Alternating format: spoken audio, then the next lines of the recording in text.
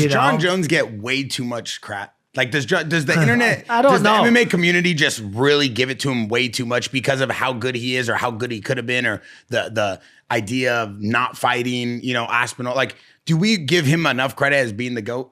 Well, Steve could probably answer. I mean, I have my opinion, but I'll let you go first. It's probably not enough. I mean, he's from your gym, right? Yeah. I mean, that's a JW icon right there. Fighter. Yeah. I mean, how much more how much better can he do? You know what I mean? Like you kind of asked, what more does he have to do? Does he have to finish to be even better than what he already is? Obviously, I know the little tainted situations with like the drug testing, the picograms, the cocaine.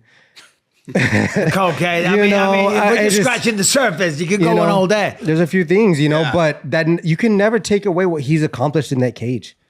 At the end of the day, that you put that man in a room with almost anybody. Yeah, that dude's coming out. Yeah. That dude's coming out. Yeah. And I've yet to meet a man. I mean, Cormier was like the closest guy to it, and he dropped the ball twice. Have you trained with him? How long have you been at JW? For a long time. 15 years. 15 years. So you were there during the heyday of Jon Jones fighting in the UFC. I was. You couldn't move in the gym. It was just crazy. Yeah, back then it was like a crazy factory. Oh my God, top it was crazy. In like 2008, 2009. Yeah, like people were getting injured. Do you remember who was in there? Yeah, man. You had Diego Sanchez, Diego Brandao, John Dodson. You had Leonard Garcia. You had Cowboy Cerrone. George St. Pierre, Rashad Evans, Jon Jones. Yeah, everybody that you really, I guess, think of when you think about back in the day. Yeah, they were there. You know what I mean? And a lot of people that always went in and out, like Dariush would come in and out. Sayer came in and out. Arlovsky was a staple there for a long time.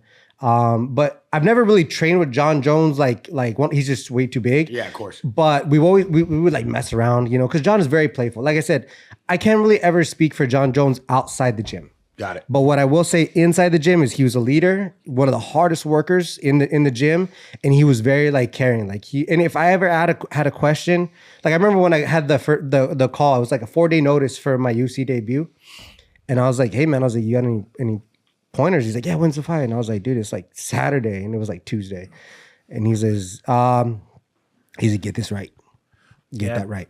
He says, "I don't care. You can't do nothing else right now." He says, You're gonna go in that? Well, what you got? I was like, make sure your mind is good. I was like, because honestly, if it's not good, you're gonna be out of there right away. Mm-hmm. And I was like, all right, cool. And that was like my hardest battle because most of my confidence comes from my training, like 100%. Most of my confidence comes from that. So if I get like a short camp, sometimes it kind of messes me a little bit. I have to dial in certain ways. But for that one, it was just like, dude, I'm gonna go out there and just fucking just go for it. You know what I mean? I have nothing to lose. This guy over here, it was Luis Pena. Violent Bob Ross coming out of the. He was good, man, and he came out of the Ultimate Fighter. I guess nobody wanted to take that fight, and I was like, all right, I'm in. So Jon just giving me that advice really helped me. It was like, and even in the back, I was like, gosh, man, I was like, I didn't even train for this guy. I was literally sitting at my desk at my work, and they gave me the phone call, and I was like, let's just go for it. What do I gotta lose? So I literally went out there. I was just trying to swing, bro. I was just throwing leather, and he took me down because he's like, I called. We talked in the back, and he's like, you called me a few times. He says, I had to control you. He says, honestly, a lot of people didn't know you, but I know who you were.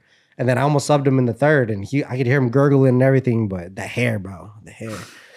Anyways. Jon helped me with that, but he was always like pro team. Like it's a bit of both. What's your opinion on him? Yeah, it's a bit of both. I mean, some people don't give him the credit he deserves. Mm-hmm. I mean, he went through multiple generations of contenders, one after the other. Yeah. And a lot of the time made it look easy and beat them at their own style. Mm-hmm. So there's a lot of people that forget that. There's a lot of new fans that don't realize like what he was doing back in the day. I mean, it's just unbelievable. Then on the flip side, there is the asterisk, there is the picograms, there is all that shit. And as a guy that's always been very anti-doping, there's definitely that, okay? And we'll leave that there because I don't want to shit on his career, but you can't not mention it, All the other stuff outside of the octagon, right? I couldn't give a fuck about any of that. Yeah. Right? We're all human beings. We all make mistakes. There's no one perfect out there. And you know, and I think he even said himself, he's got a lot of demons. We've all got a lot of demons. I mean, the fact that we step foot in an octagon and we choose to do this for a living, right? We all have some kind of traumas, all have something going on upstairs. So none of us are perfect. And he's made a lot of mistakes, and you know, and I'm sure he feels terrible about them. I'm sure. Yeah. Fucking hell, he didn't plan on those things happening, but you know, alcohol abuse, substance abuse, you know, things going on upstairs. 100%. Jesus Christ, man. I talked no on one's that- perfect. So for that shit, I couldn't care less. Yeah. Well, it's not that I couldn't care less, but you understand what I'm saying. It shouldn't play into the accolades of what he did in the cage. No. Yeah. Yeah, well said. Yeah. Yeah. But most fighters need that little bit of crazy. They need the edge. They need, well, the fighters that have that, the ones that are all tucked up in bed by 9 o'clock every night and having the vitamins and doing all this and the super boring and all the rest of it, you don't want to see those guys fight because they're probably going to be boring. And B, most of the time, they're not successful. I mean, come on, look at what's he called from the golf world, Tiger Woods, Mr. fucking Squeaky Clean. What was he doing secretly? He was living. He just had enough money You to know make what sure I'm it was saying? never on camera. You know what I'm saying? Yeah. Right? I mean, we've all got our fucking demons, Yeah. and I'm Yeah. telling you, if you're gonna fight for a living, Yeah. there's some craziness going on up there. I was